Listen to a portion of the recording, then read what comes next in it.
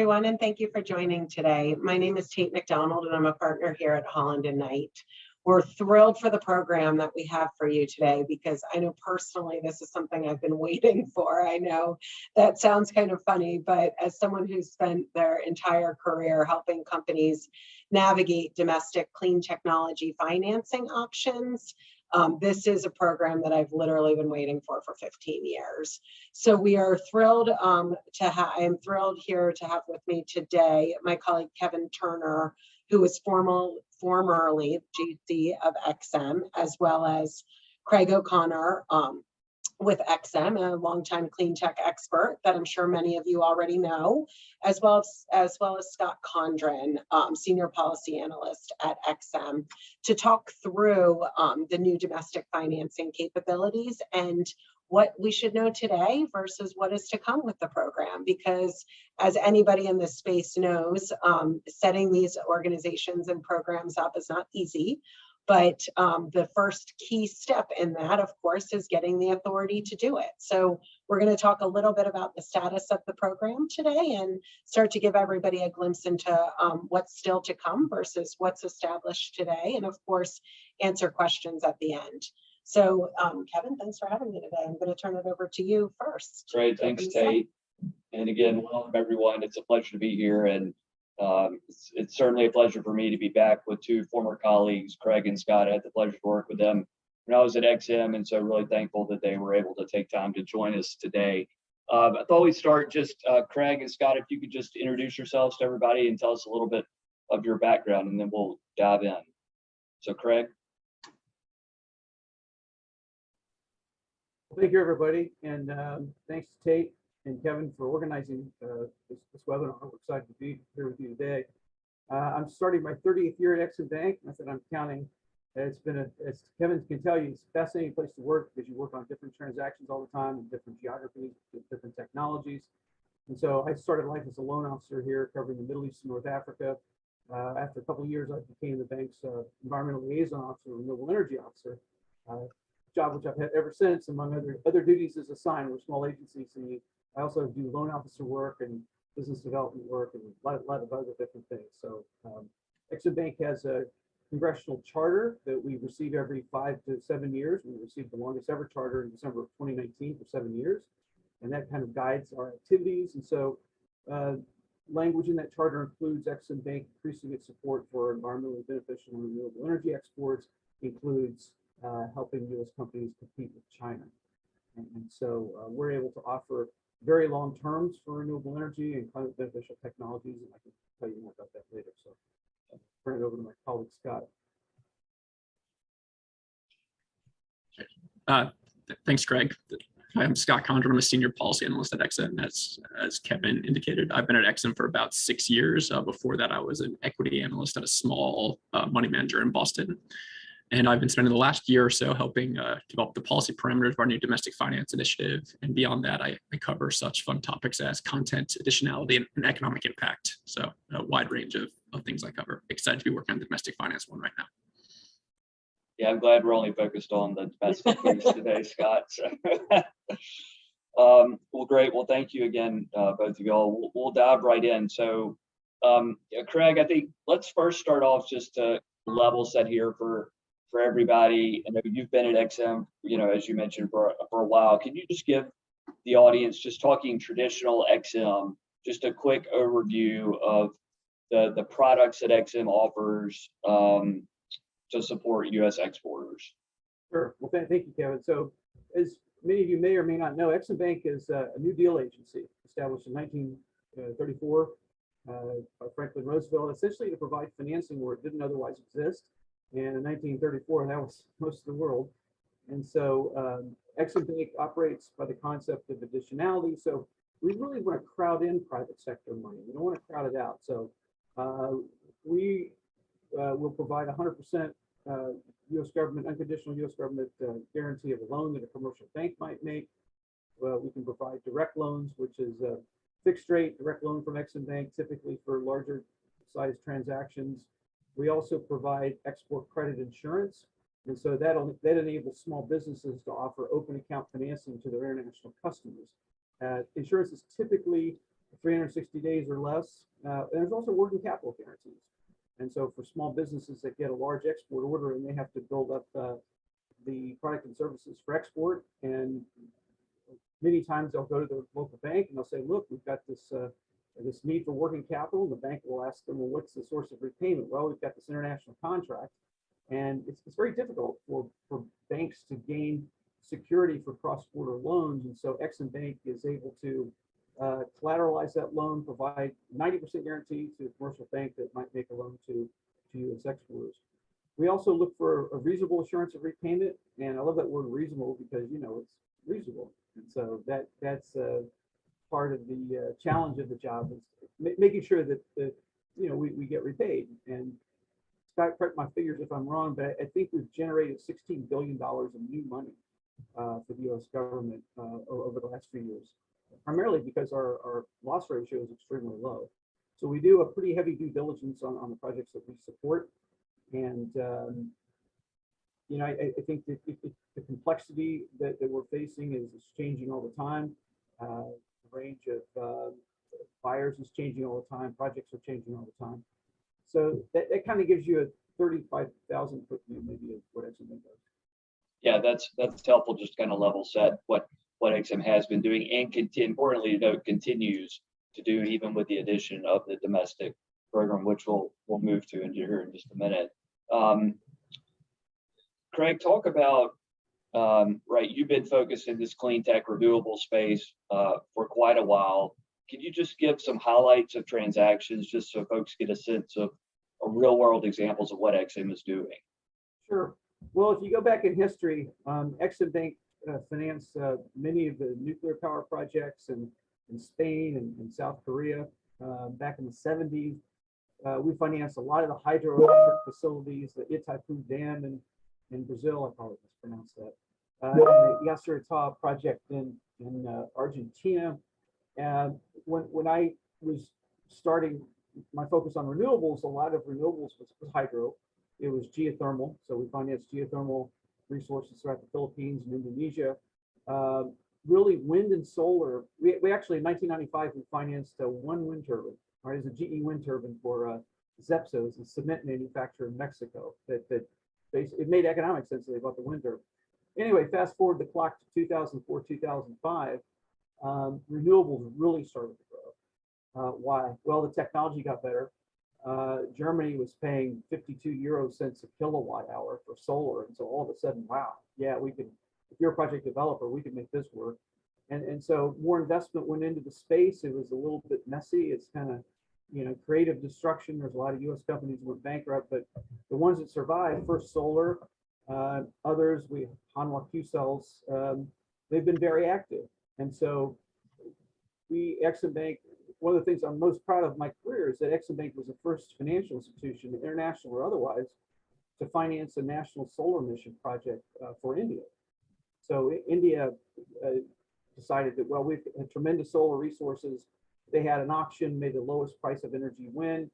And those suppliers that use First Solar's thin film Perrysburg, Ohio made panels, along with EXIM Bank's 18-year financing, were able to bid at a pretty low rate, win the project. And not only did we finance the first one, we built the franchise and financed the first 9.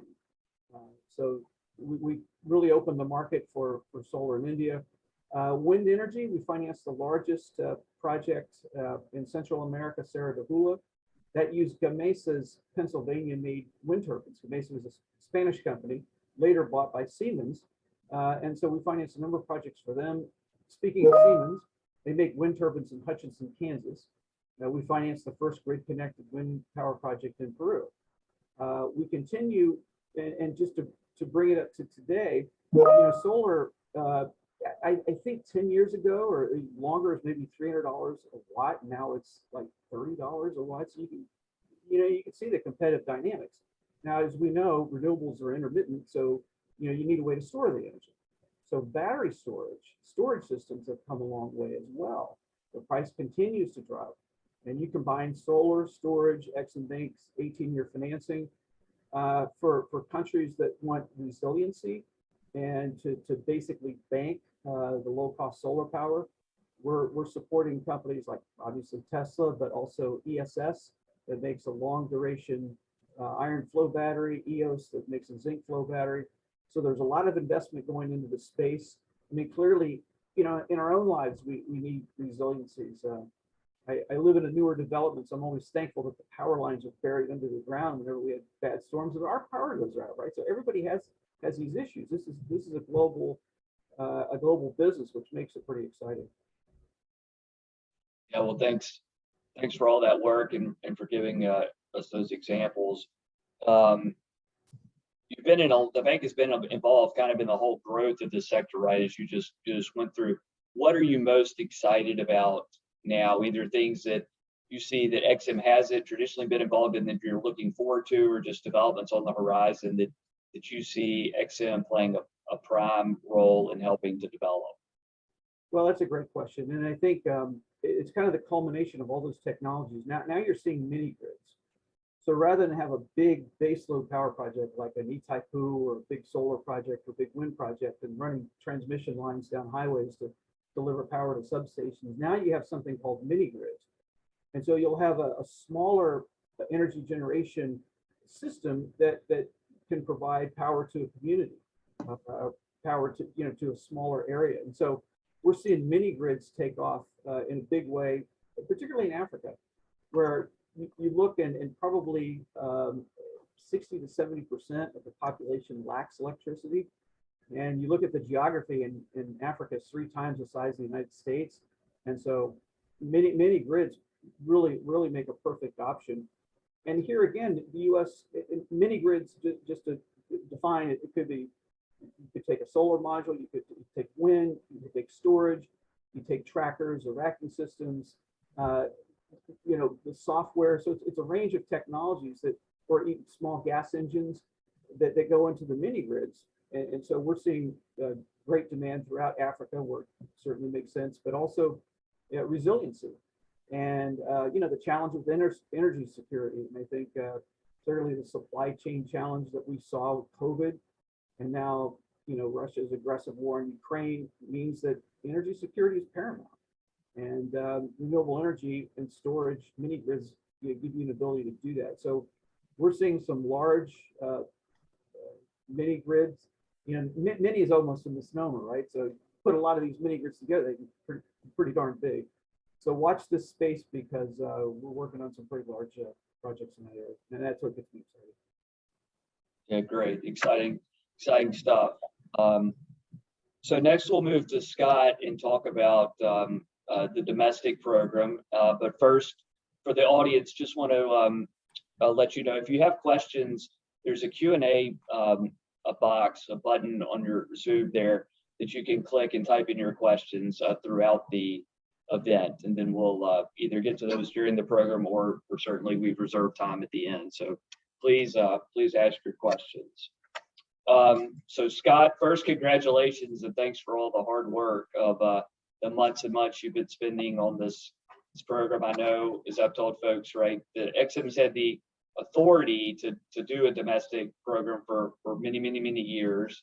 And there's been a lot of talk over the years about doing it. We talked about it when I was there, and certainly I think for decades before that. So again, appreciate all of your work on it. And so let's start with just, kind of a quick overview of the program itself, and then we can dive into some of the specifics. Sure. Thanks, Kevin. And you're exactly right. This is something that we've talked about for years. Our charter gives us broad authority to facilitate exports, which is sort of the goal of this initiative.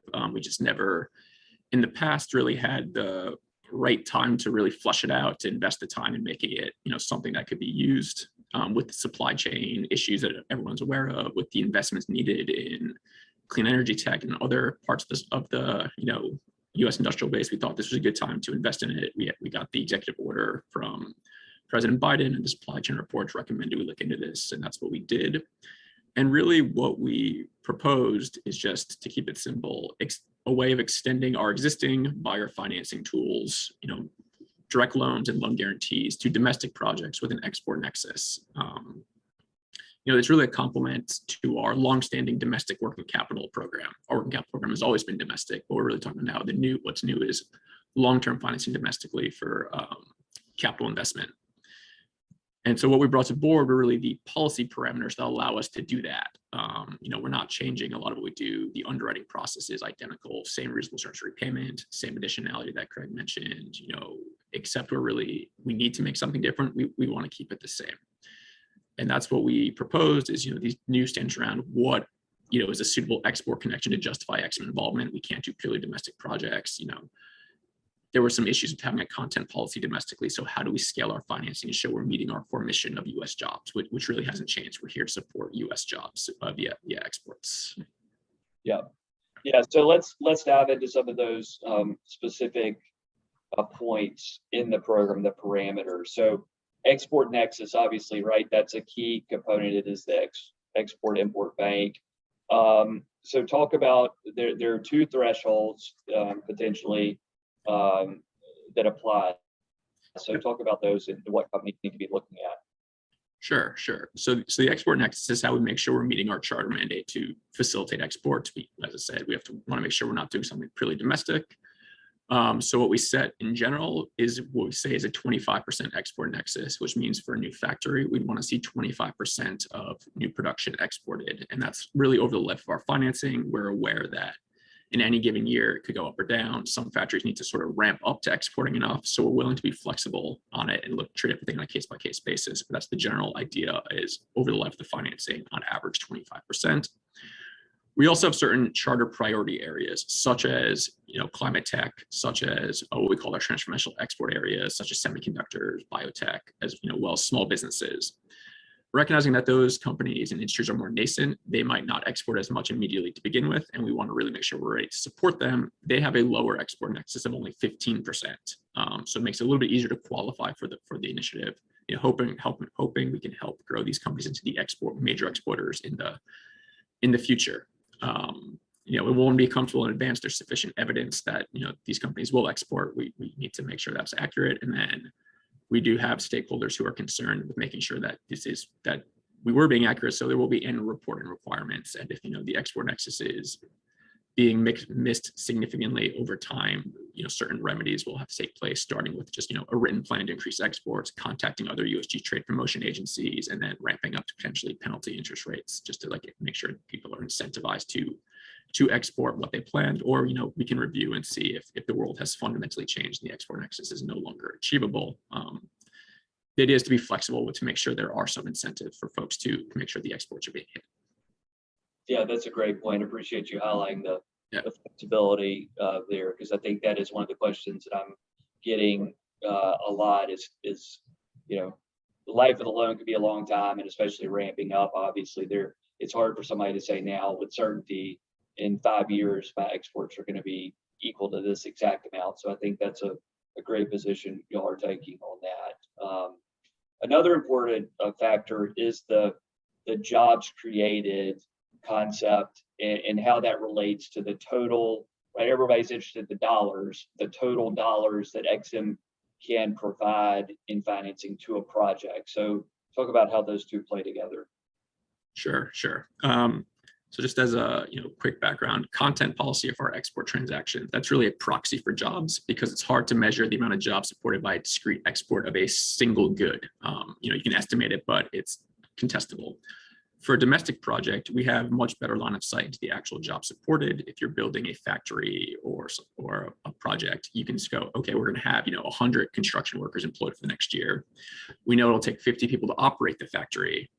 So from our point of view, we can go, well, you have 100 construction workers, those are temporary, so that's 100 jobs. And then you have 50 people employed there, but say we're giving a 10-year loan, that's really 500 job years. Those people are employed every year. So we want to give you credit for that as future jobs because they're permanent. So what we do is we look at what we call the total job years, which is construction jobs, or other temporary jobs related. They don't have to be construction specifically, as well as the jobs operating a facility and those are multiplied by the life of our financing, not the life of the project, just the life of our financing. We put those together, we get the total job year supported, and then we have a number that we derive from basically commerce statistics saying for every job year, you'll be eligible for up to $189,242 in support like I said, that's a very specific number. It comes from some commerce ratios about jobs supported by exports.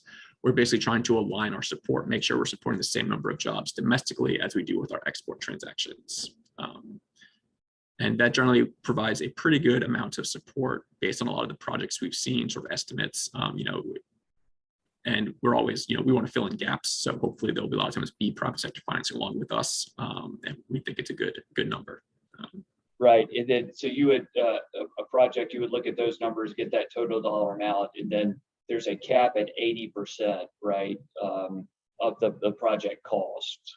Correct. That reflects, it's similar to the OECD cash payment. It's not identical. For example, on a project finance transaction, we could do 100% of the debt, most likely. If the job supported it, the equity can contribute to that 20%. But you are correct. Generally, we have that limit to make sure there's some other, borrower or other, private sector skin in the game, essentially. Yeah. And, another frequent question is how is EXIM going to price these loans? So I know you kind of got some in the parameters, several options, but can you walk through those and at a basic level of how folks could think of the pricing? Yeah, so a key thing about our domestic finance initiative is it's not subject to the OECD arrangement. These aren't export credits, so we don't need to follow it. That said, we do need to follow our WTO obligations, which are, because we have this export connection, we want to make sure we're not a subsidy, and we have to price at market reflective terms. Which means, so while we don't need to follow the OECD arrangement for pricing in high income markets like the United States is basically to price on market terms, so we can follow that guidance. So that means you can lend, there's ways to lend as part of a syndicate. We just have a price taker, the private sector is providing a certain amount of financing at X amount. We also provide an amount of financing at X amount. That's simple.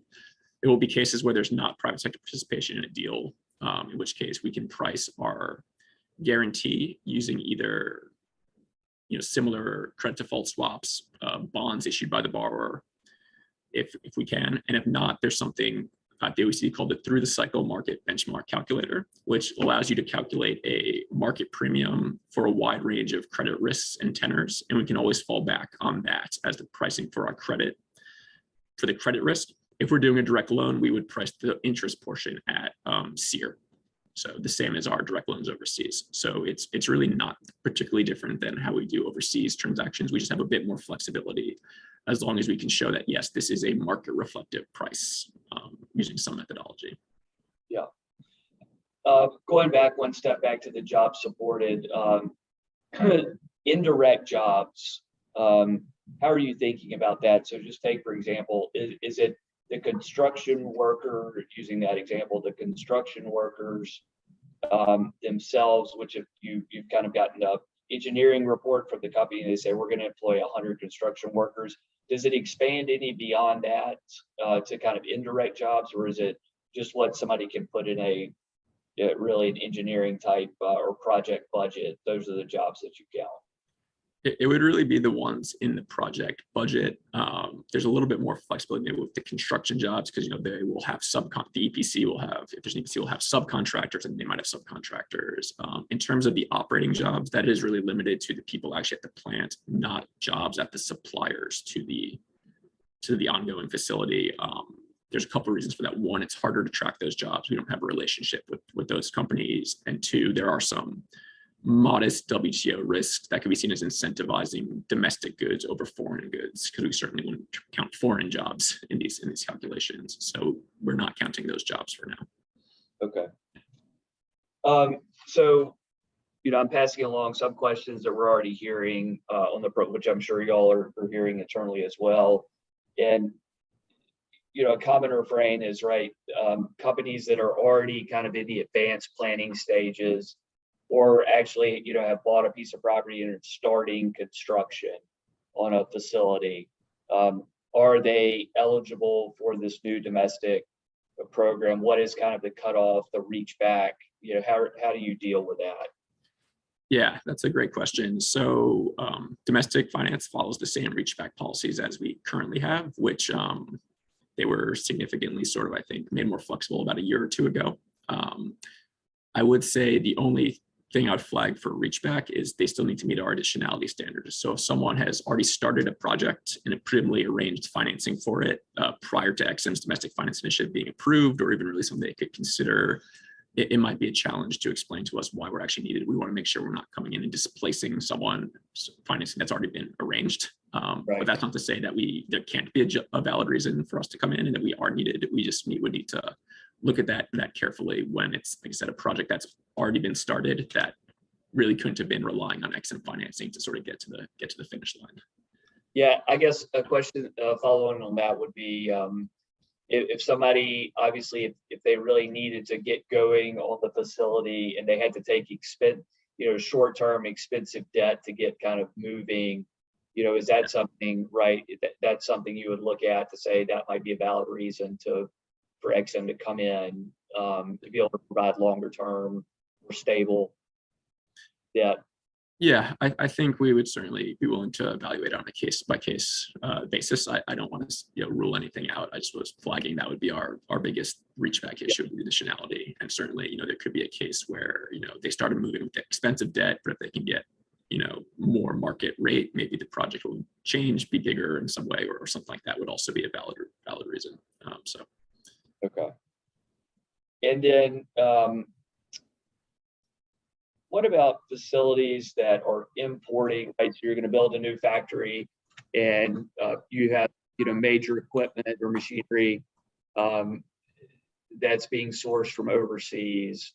How does that impact the ability to obtain financing? And then once kind of the facility is up and running, right, and they're producing goods for export, is there any effect if components into those goods are imported?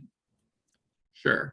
So on the first question, there'd only be there's no issue per se. And if we're not financing the imported equipment, there's no problem at all. If you use your own private financing for something, you can spend it on whatever you like. If we are financing the imported good and it's imported specifically for the project, it would need to ship on a U.S. flag vessel consistent with our existing sort of PR-17 requirements for exports, or unless the borrower can get a waiver from MARAD.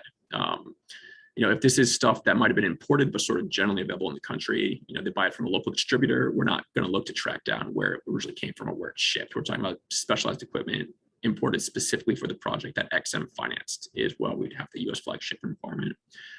And then for future exports from the facility, there's no restrictions on their content for that. Obviously, they would, if they want to use our financing for their exports, they would have to meet our content policies then. But if they're just going about their normal business, we don't restrict the use of foreign components in the actual goods they're producing. Okay, great. I think that was a very helpful overview of the program. I'm sure we're going to have some questions coming in for the Q&A at the end. So with that, I'll turn it back over to Tate. And so Craig, you're back in the spotlight, and then with some help from Scott. So we know the program just got up and running. Obviously, given our client base, especially with the DOE Loan Program Office, we have a lot of interest in this program already. And the first question we're getting is, what are your initial thoughts and impressions about what you're envisioning for the program and how it relates to renewables and clean tech? So big picture thoughts and impressions. Sure. Well, I think it relates in a big way in those areas. I mean, clearly, it's a mandate of this administration, and I think it's just the leading sources of new generation for about the past 5 to 7 years. You can Google my stats, but have been renewables. And so clearly there's a robust demand. And clearly we see disruptions from supply chain. Right now, of course, there's a tariff case, which is being adjudicated. I think that just underscores the need for more domestic finance. I don't think that a lot of companies, project developers, necessarily want to use modules or polysilicon sourced from places in China, with reputational issues. And so I think it flows in a big way, and I think we're going to see. We're already seeing. Scott and I have been on numerous calls with potential customers, and thanks to Kevin, a bit more. Really, no, we welcome that. We really do. No, I think clearly new technologies. I mean, we want to see that the technologies are proven, but I think our additionality is probably we could lend for longer terms, and maybe commercial banks are able to do so. And by the way, our program has been very much welcomed by the commercial banks. Yeah. So again, that's the whole idea of additionality and crowding in private sector investment into the space. I think is really needed. So I think we could see we could see more investment in lithium mining and refining. That's one area. Expansion of storage technologies, rebuilding the U.S. supply chain. And here's the thing, right? It's look, I teach international business in my spare time. It's my hobby, right? So I get globalization and supply chains, but these days, and if you walk into factories, which we do occasionally, you don't see that many people. It's all automated and it's capital equipment. And so the whole rationale, well, we need to be in China because it's cheaper to produce there, that's starting to go away. And if you look at all these other factors, intellectual property theft, a lot of other things that you guys focus on, maybe not necessarily the case. So I think, right now we have some disruption in the solar market in the U.S. and it may take a year or two to work itself out. But once we get that investment in the United States, it's more automated. I think it's going to position us well. So, what we're seeing big picture, battery storage continuing to improve. We see renewables, both solar and wind, primarily solar and wind, but also grid management technologies. We see, electric vehicles, which, again, is huge. And just kind of reflecting on some of the folks that we've heard from, this is also facilitating foreign direct investment, right? So one of the things that always surprises my class is like, well, what country typically gets the most foreign direct investment? A lot of people guess like China and some lower wage countries. No, typically the United States.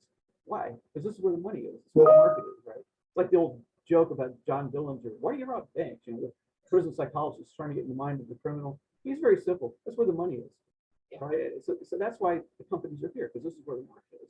So we see us also driving inward foreign direct investment. Yeah, no, I think that's it's a great point. And the one thing, this is actually in the Q&A, but I wanted to ask it anyway, so I'm glad I could use the excuse right now. The specific question and that I want to make a comment on is, I think I know the answer. Are there any published guidelines on credit structuring and credit risk? We've talked a lot about reasonable likelihood of repayment. To Kevin's point, the if we're going to meet the additionality, most of these, like I always had one of the big banks say, my deals were the best of the unfinanceable, right? And that's the way I think about deals that should be coming to you guys, in that they're not financeable, but you need to make the case too. So can you speak a little bit about the credit risk and what you expect on that? Right. Well, that's an excellent question. So we haven't watered down our credit standards. We still are mandated to give a reasonable assurance of repayment. Yeah. And so we do have certain parameters on our website. You can look at our approach to project finance, and ideally you like, for renewables, you like a long-term power purchase agreement with a credit-worthy off-taker. Now you're talking about kind of building supply chain and investment here. So I think it'd probably be a hybrid. A corporate, is there an existing strong balance sheet? Yeah. We would probably do a market study where there's the technologies. For example, if you're building a new battery factory, do you have existing pro forma contracts with creditworthy buyers? What's the market? What's the competitive business rationale for that particular supplier? So we would take a look at all those. I mean, if you go back and look at EXIM Bank, so there's basically a couple different ways we can get repaid. I mean, one is project finance, where the repayment for the loan comes out of the cash flows. Very complex, contractually driven. You have to make sure that it's viable from an offtake standpoint, supply standpoint. The operators of the project know what they're doing, can successfully execute the project. Then there's corporate financing, where basically you get the full balance sheet of the company pledging to repay a credit, but then you're looking at their financial condition now. You're making a projection into the future about where they might be. And then there's kind of a hybrid. There's structured finance. And so there's a lot of variations on the theme. So again, I think that the mandate for reasonable assurance of repayment will stay there. I think it will challenge us a little bit. So, I mean, the deals basically, they do have to be financeable. And they would be financed in the private sector, except that maybe the term is longer than what the private sector is able to go to. And with Yeah, our, that's what we're seeing a lot of in that, like that's the sweet spot exactly what I wanted you to get to, because deals that could bring on more expensive capital at shorter terms still is additionality at the end of the day, because essentially providing a longer tenor and a longer repayment plus a lower interest rate directly enables those companies to actually do more and produce more. So, but that's what we're actually seeing as the sweet spot too, is the deals that could be financeable, but like the terms just are limiting, if you may. right. And it's still, you know, Scott can attest as well. I mean, it's, you know, there's not an exact point you can say, well, where's the exact point of additionality? Because I think every project is going to be different. And so again, we're trying to find ways to create value added, frankly. Yep. And again, with that concept of Within that area, exactly, which isn't easy, especially in the market. We're seeing like the other thing that we're doing a lot is looking at, there's a lot of equity available in the market. While you have the equity, why not leverage the, but you may need to create larger reserve accounts or something of that nature. So the other part of this question that we got is, are the loans originated by EXIM, or does a company need to bring a city or a chase in to be interested in and then apply for the program, similar to guarantees? Well, I could let Scott opine on this as well, but I think it's either way. I mean, certainly we could provide direct loans, but it's nice to have a bank in partnership with us that maybe also has a piece that they're willing to provide, or they're working with the sponsors on the equity side. So I think banks that have existing master guarantee agreements with EXIM Bank certainly would be welcome. Even those that don't. I mean, the process of getting a master guarantee agreement, as Kevin remembers from his days at EXIM, it's pretty straightforward. Great. So can you walk us through your best guess for timeline? Our favorite question that we get all the time, from application to loan. Yeah, well, that's, you know, that's so variable. And That we know. That's I mean, you knew the answer to that one. You've got 30 years of experience, though, to give us that answer on that. Well, it ranges. Back in my insurance days, I got a deal done in 2 days. I have story some other time, but yeah, but some projects. You're gonna have a lot of inquiries if you said 2 days. No, not that was not project finance. That was balance sheet finance. No, so I think it depends on are the contracts in place? Do you have off-take contracts in place? How much infrastructure is in place? How well developed is the project? Do you have, you know, solid equity in place? You know, again, if it's a really new market, it may take us a little bit longer to do. We'll do a market study, but we're going to do our own due diligence, because at the end of the day, we're on the book to taxpayers. So it's going to be highly variable. But again, I think you know, the more well organized the business ideas, the contracts are, the further along in the equity, you know, more facilitated the process. And I think y'all are still, Craig, I think you mentioned to me, you still are providing some initial guidance to the companies within 45 to 60 days, right? If it looks like you're going to move forward or not. Well, that's our approach to project finance. Yeah, thanks for raising that, Kevin. I think that's one of the greatest features of EXIM Bank Project Finance Group. So once we get a complete application in, and we have guidelines for what information we need, once we have that, we may look at it ourselves, or we may have limited market advisory, financial advisory. Now, within 45 days, it's almost, okay, well, we're ready to proceed, but here are concerns that we have. Or, and I think it gives the companies a chance to say, okay, go or no go, before you really invest some money into further developing the projects and incur additional costs. I think, okay, this is where the bank stands on this. But I think it's a great service to project developers, frankly. So on that note, and this is an easier question, what type of information is EXIM going to be need in the application process? We've talked about it a little bit. You want to have a well-developed project, but walk us through that application process. That's something we're still working on. So we have our basic long-term loan and guarantee application, Kevin, that you'll remember. So we'll have that, and Scott has developed an addendum to that application that we're still finalizing. And so again, the information requirements, we'll look at financial statements from the company. We'll look at projections. We'll look at market studies, the contracts, status of the contracts. So typically the type of things we would typically look at in corporate and project finance. Scott, you want to add anything to that? Yeah, and then I would just say, for the domestic finance specifically, we'll be asking about, the export nexus, asking them for some evidence that they'll meet it, whether that's, and that'll be flexible. That could be in some cases, it's long-term off-take contracts. That's simple. Other cases, it'll be market studies showing that, demand for what they're producing is primarily overseas and will be significantly exported. And then same, we'll be asking about the jobs and evidence to support that. Maybe they have an existing facility that can say, hey, we're building a duplicate. It'll have the same jobs. That sounds reasonable. It could be, evidence from their EPC saying, yeah, a typical facility of this type takes, X number of people to run, just to, get that type of evidence. And we'll also be asking about, have they been in contact with other USG credit agencies, such as the Loan Program Office in particular? We're working on the back end to coordinate with them, but, we just want to know that. And then I guess I'll also just flag on the timeline question, something that is unique to, so in general, domestic transactions should take about the same amount of time as a foreign transaction, so some of them will take longer, some of them shorter. One unique wrinkle to domestic finance is we are a federal agency. We are subject to NEPA. So if a, environmental impact statement is needed, that is a long process.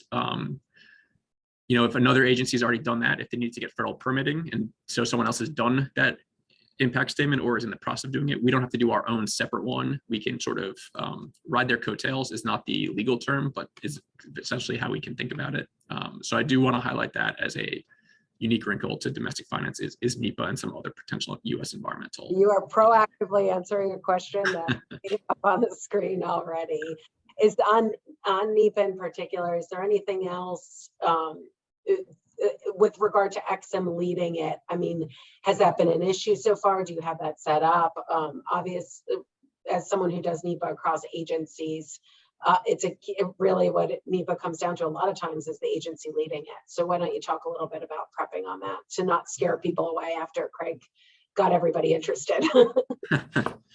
Yeah, so we're working through this. NEPA is something we have had modest experience with in the past. We've been subject to it on some transactions we've done on the Mexican border about 20 years ago. We're working through it right now. If we're the lead agency, it'll be the first time we're really the lead agency on a major transaction, and it will take longer than standard. That's one of those growing pain things I've talked about. So I don't want to diminish that, but we do, we're aware of it, we're working through it. And then, like I said, we've seen already some transaction first come in where we wouldn't be the lead agency, someone else is doing it, and that's great from our point of view. And we're basically just working out now what exactly would an EIS be triggered versus an EA, and when can we do maybe set up some categorical exclusions, so you say, okay, this type of project will never need to go through the process. So we're working through those issues now. The government in general has been sort of updating NEPA guidance generally, so it's made it a little hard for us to sort of decide where to go on that at the moment. We don't want to do something and it immediately be sort of overwritten by broader government policy there. Good. Well, thanks to you both. I think we've got a lot of questions that have already come in, so we'll shift kind of gears now and move to the Q&A section. And Scott, I'll start with you. On the job supported number and also kind of on the exports, projected exports, talk about, what you're looking for in terms of documentation. What's the source? What should companies be thinking about, right? If they're going to come in, how do they sufficiently prove, for lack of a better word, to you, the jobs numbers and the export numbers?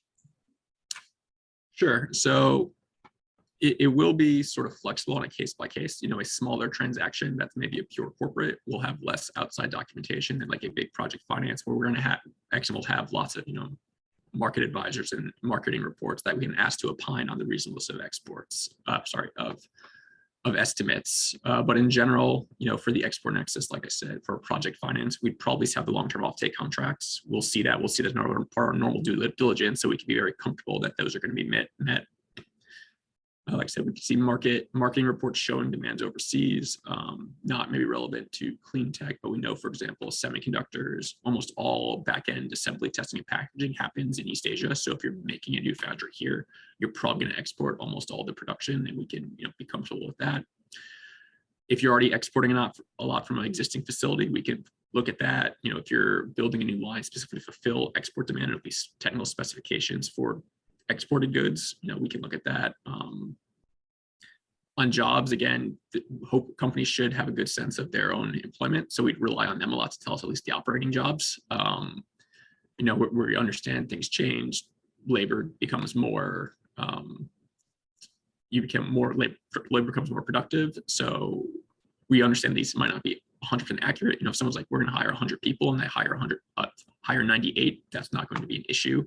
It's going to be if they tell us this will hire 500 people and they never hire more than 50, that's where we would be concerned about something.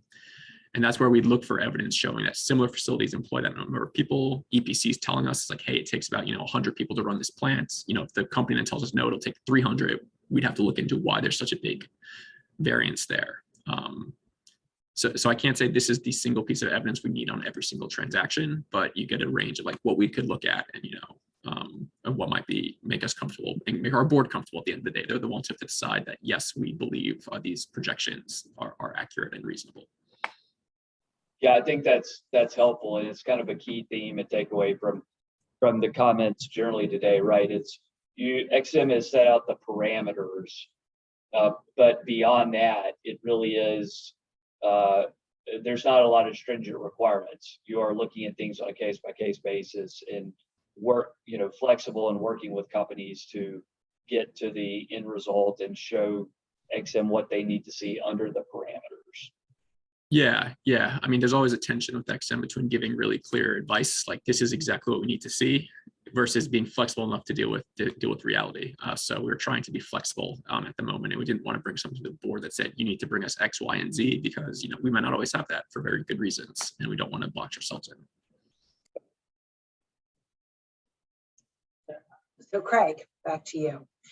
You've handled the space at EXIM for years. What advice do you have companies that want to talk to you about these programs? Common mistakes or tips, or just anything you have, any feedback you can provide now in helping companies prepare to talk to you all? Right. Well, just for general export financing programs, I think clearly, they're knowing their market. I would think the best thing is it's not just EXIM Bank, but utilize Department of Commerce. Department of Commerce has overseas offices.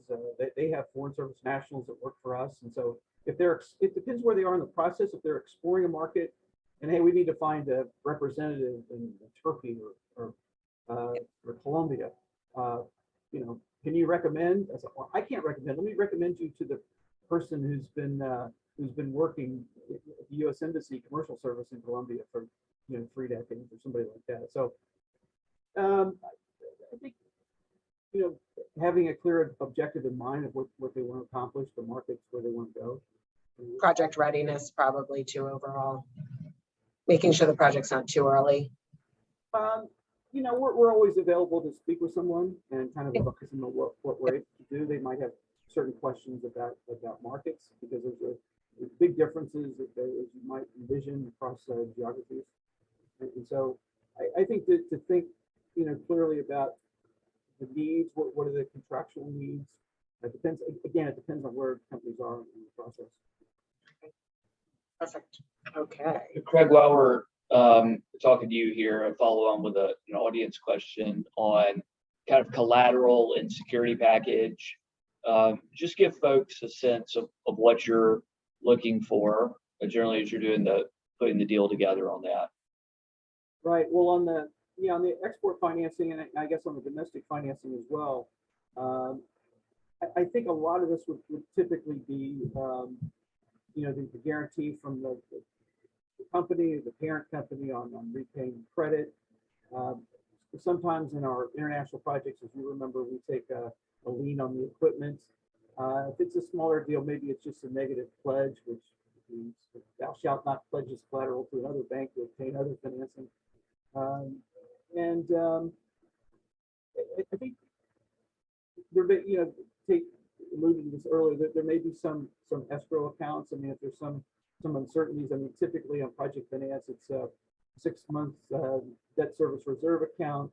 There's kind of the metric of minimum debt service coverage ratios, which again, you have to assume how much revenue you have coming in. If you have a long-term power purchase agreement, you know how much revenue is coming in. You know the escalation clauses, so you can estimate that. So there's probably some, if it's market risk, maybe the debt service coverage ratio minimum average might be at 2, and so that's going to determine on how much equity we're going to want to see in the project. So it'd be, you know, how much equity, you know, kind of balancing the risk, particularly where there's, you know, the more uncertainty there is, the more it's clear, you know, the more you're going to have to reserve for that or mitigate that risk. Assignment of the contracts, and this is why, audience, this is why you hire smart people like Tate and Kevin to advise you on the security package. It's a deck on the security package. That's what we're here for. What about collateral and liens? We talked a little bit about equipment. Anything else we need to know? And how might they coexist with other debt on a company's balance sheet? This is something in terms of lien and right preferences. I know we talked about like corporate debt versus project debt and structured finance, which we're seeing this a lot in the market now as clean tech companies grow, where we're looking to essentially add different types of debt to the balance or for different types of reasons. But why don't you comment a little bit on that? I think we've talked about it, but we may as well reiterate it. Well, it's an important point because that's the advantage of project finance, where typically you set up a special purpose company. It's bankruptcy remote, and so, you know, if the parent company goes bankrupt, the lenders they still have confidence in this new company that is generating revenue from the new project, and, you know, based on you know, contractual agreements. It also means that that debt typically is not, it doesn't show up on the parent company's balance sheet. Now that's, you know, and you can invite other folks to invest with you. You can share the risk. The golden rule of project finance, as you've all probably heard, is to allocate those risks to those parties best able to mitigate the risks. And so, you know, project finance kind of gives you a means to do that. Now, a new project where you don't have, you know, you don't have those long-term contracts, you're probably going to have to do some more skin in the game and more guarantees.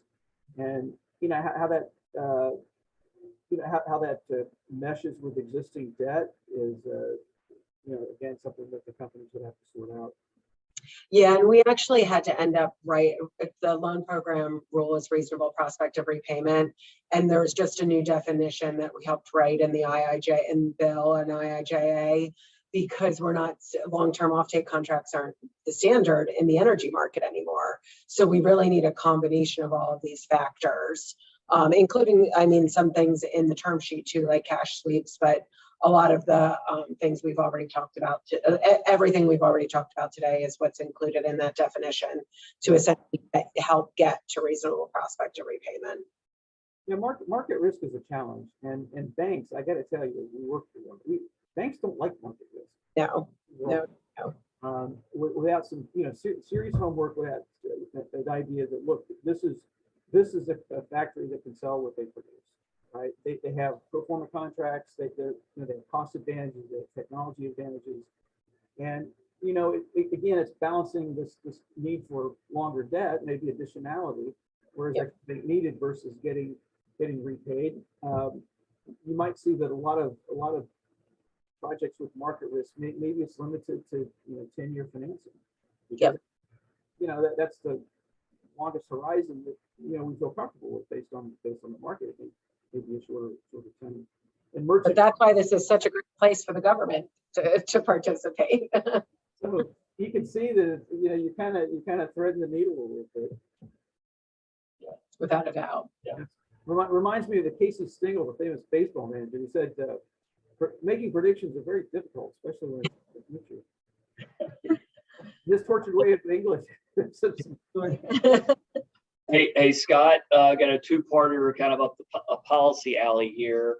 How is EXIM working with other ECAs on green financing, the renewables, clean tech, et cetera?